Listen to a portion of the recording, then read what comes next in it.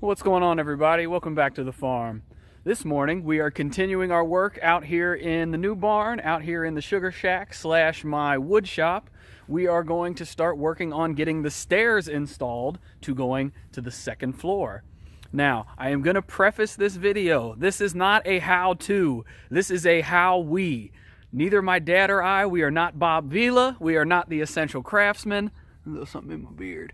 We are not the Essential Craftsman. This is not what either of us do full-time or for a living. So for all of you code warriors and everything out there on YouTube that are going to tell us everything that we did wrong, I'd love to hear about what we did wrong so I know for next time. But I am just prefacing this video by saying that we do not 100% know what we are doing, but it will be a good sturdy set of stairs by the time we're done. So when it comes to the leveling of everything, to the squaring of everything, we're going to make sure that everything is plumb and everything is level, but the way that we get there might not necessarily be the way, by the book that you're supposed to get there. So like I said, if you know a better way to do it, I would love to hear about it, but like I said, it's not a how-to, it's a how-we. This is how we are going to do it. All right, so before we get rolling, I'm going to go ahead and point out a couple of things that are a little bit odd that we're going to be working around, just so you maybe have a little bit better understanding of what we're doing as we're doing it and you're not confused. And we'll just clear up a couple of these oddball things that we got going on back here. Okay, first one back here, you'll see that our stringers, which are not quite set in place yet, but they're just up here. Our stringers are running into these floor joists from the second floor, back here 2 joists back from where our opening is. When first discussing all of this, we thought we were just going to go ahead and make our own set of stringers and run them up from here to upstairs. Once we got this space built, though, and we put a board up to kind of mock what that was going to look like, we realized that it was going to be way too steep. So we ended up getting a couple of pre-made stringers, and you can obviously see, like I just pointed out, they do not run into where we thought they were going to run into. So we're going to have to cut 2 of these floor joists out from upstairs to make this opening a little bit larger, because it was going to push the bottom stairs too close to this wall here and not leave us with a great opening for this door and this door on this side. It was going to push them way up here towards this front wall, and yeah, just didn't love it. It was going to run into the garage door. Just a couple of details that we didn't quite think out all the way. And then the other thing we got going is, if you watched the video we did about the shiplap install, I'll put a card right here as a link to that video. We made sure that we lined up our nail holes all the way up, so I know where every stud is. So when we go to affix the stringer to the wall, I can make sure we're going to use a good long 3, maybe 3.5 inch deck screw. We'll be able to make sure that we get all the way through both the stringer and the shiplap into the stud on the other side of the wall. And then the last goofy thing that I know somebody's going to point out, Chris, I'm probably talking to you, you're probably going to notice this and bring it up to me at work at some point. There is this random doorway. It's actually on both sides. We don't really need to walk to the other side, but it is on both sides. When the guys were here building the second floor, my initial thought was we were going to have the stairs in the back running this direction for orientation. Right now they're running this direction. I thought we were going to put a door in back here and come up, and then this would be the cut through between the 2 rooms here on the first floor. Plus they also needed somehow to be able to get material back and forth as they were working on the upstairs. So we just picked this place as to where we thought the door was going to go, but I don't know if you've watched a lot of my videos of the projects that Dad and I do together. We kind of make it up as we go. So it didn't quite end up being in the right place. So we're just going to kind of frame over it and frame around it. So that's why the stud's missing there. I know somebody was going to notice. Chris, I'm talking to you. So that's why that's that way. Okay, so after much discussion and much pondering, what we have come up with is we're going to make sure we are level here, which we're pretty darn close. I don't think that that'll be anything noticeable. We're pretty close to dead smack in the bubble. And now what we've done is we've measured from the front wall to the bottom of the stringer. You see our mark there. And then what we did is we measured from the front wall to this one here, and we are also pretty close in the bubble. We just have a screw or two holding these up right now. And now what we're going to do is we're going to cut the first stringer, and we're going to put it in here to make sure that we are level across. Not our first stringer, we're going to cut our first tread to run across and make sure that we're level and square running across from side to side. We should be able to tell by the gap here, it should sit the same in either corner if we're in there square, you know, across this direction, if I'm making sense. Now, as we're getting ready to install these treads, one thing that you want to look at is you want to look at the grain to figure out which way the cup is going to be. So you can see the grain right here. So this was the shape of the log when they cut this board. We want to make sure that the top of the cup is up. If this board were ever going to bow, it would go with the grain and it would cup in this direction. So we want to make sure that once we install this tread, that we do it this direction up, because the last thing we want is for our tread to cup up this direction. So we're going to screw it down from the top. You see with both of these boards, you can look at the grain and you can figure out the cup and you can figure out which side is going to be the strongest. So we want this grain, we want the ends going down and screw from the top. So we got treads cut for these first few stairs so we can start checking level and square and everything. We are using 2 2x6s for each tread because right now that was cheaper than buying 2x12s. So we went with 2 2x6s. As you can see here, we are pretty smack in the bubble. And then you can see with this little torpedo level on the one tread, we're smack in the bubble also.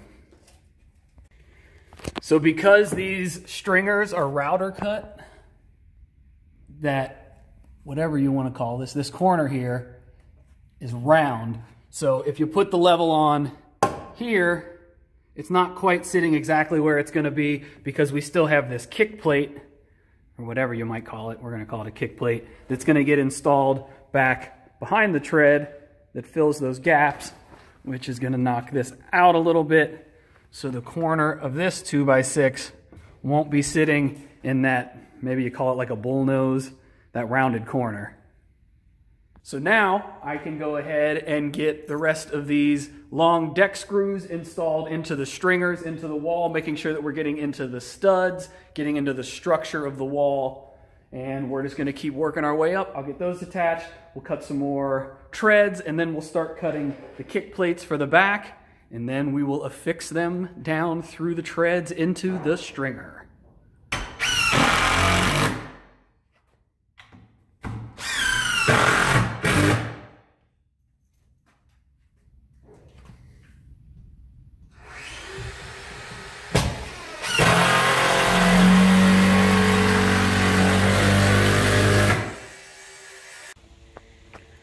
And what we're using to box the backside of the stairs, to box the treads out, is a 1x7.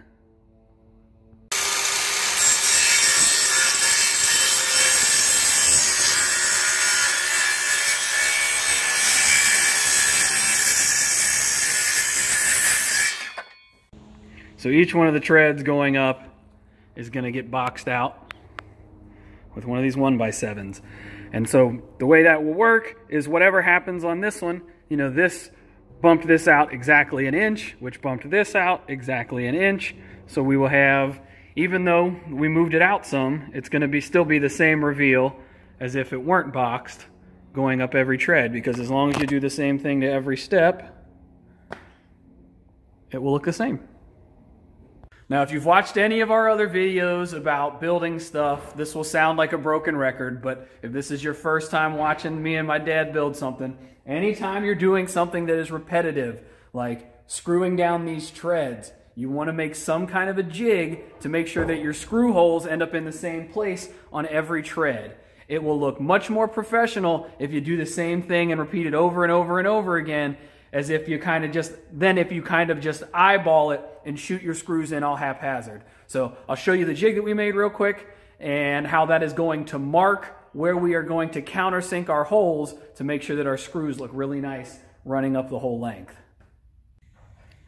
It could be something as simple as a little block of wood. We just marked 2 lines so we can make sure we're in the same place every time. So below this, the stringer is a 2x6 and this is a 1x6. So we should be dead half in the middle of the stringer. So if I just line up the edges, I'm going to make a little mark, create the cross. And that's right where I will shoot my countersink holes. We've already done this side, so you can see it will make it uniform on every tread.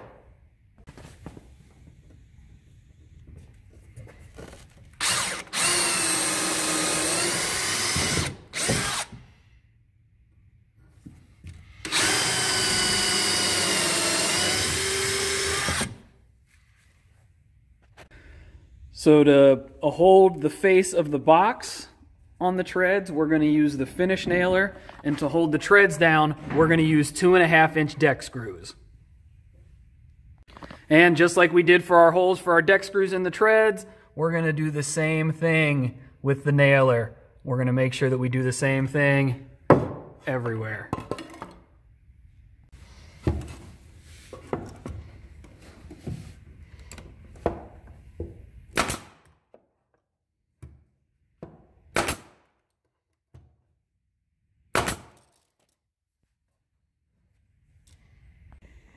And now, in addition to our nails that are going over here into the stringer, we are also shooting nails through the tread down into the kick plate, going across.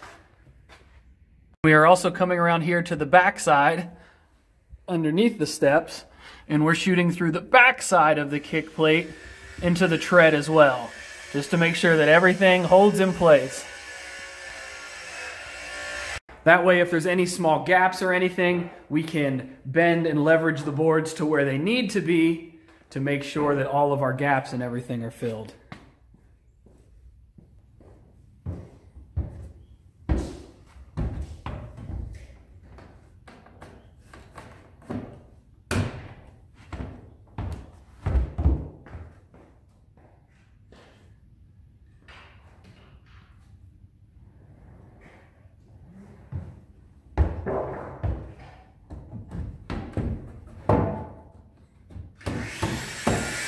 Now, I know at least one of you has wondered by this point, there's got to be something in the middle.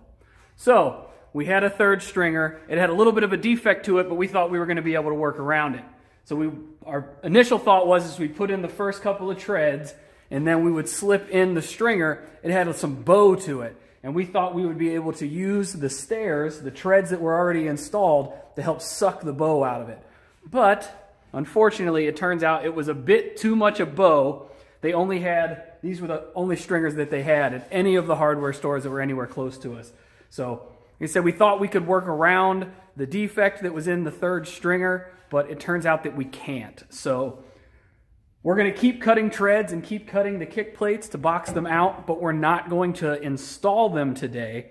We're going to keep working our way up, doing our measurements, getting everything cut. We'll get everything prepped. And then once we get the third stringer picked up, we'll come back. We'll be able to remove all of these that aren't installed. So we only did the first 3 that are installed.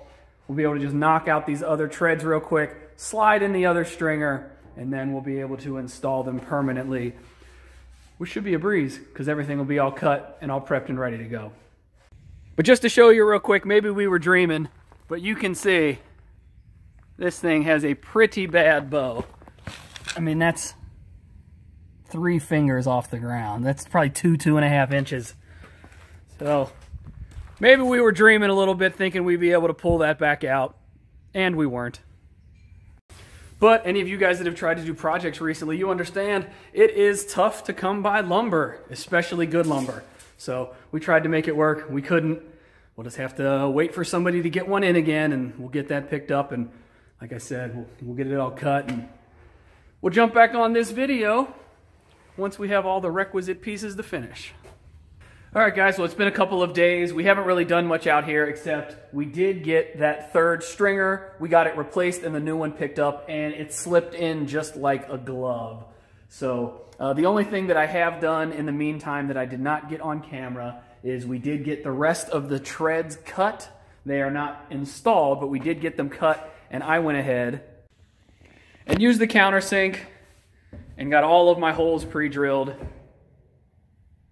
so that now that we are back out here and Dad's here to help me, we're going to be able to just get the last of the kick plates cut, get them slipped down back behind the treads, get them nailed, get the treads screwed, and we will be done with the staircase. It's actually going a little quicker and a little easier than we kind of expected it would.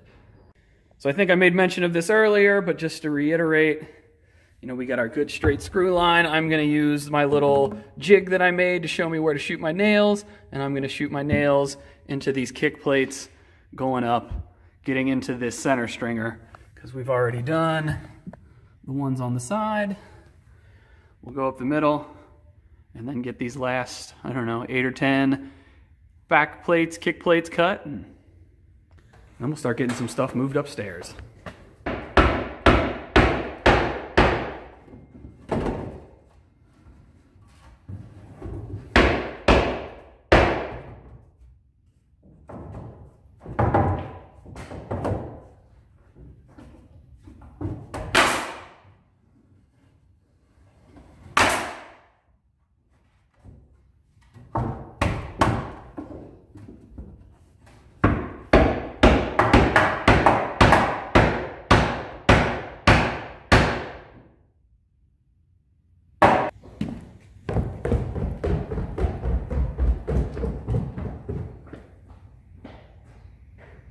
Well, guys, we got a set of stairs. Everything's screwed, everything's nailed, everything's feeling real sturdy heading up them.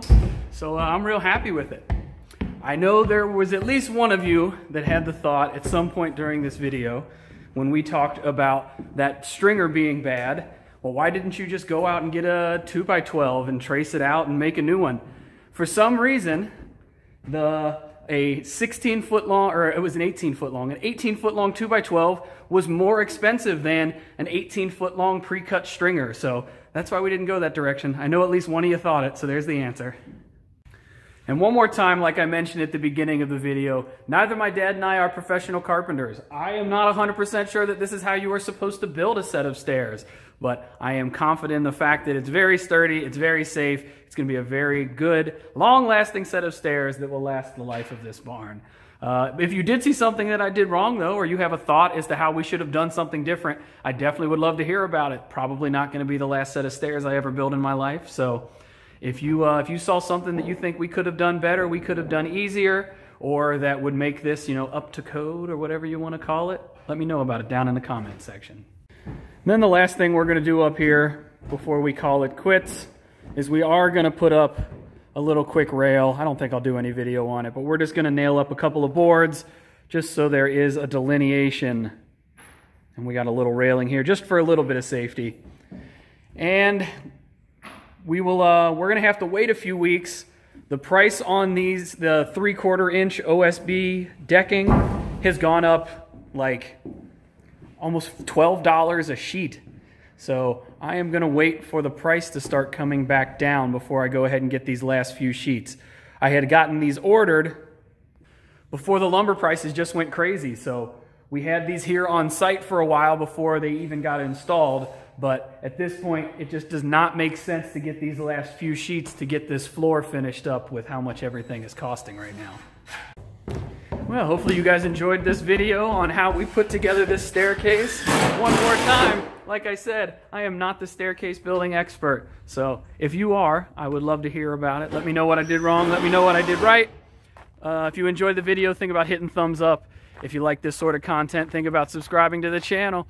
And until next time, y'all, we will see ya.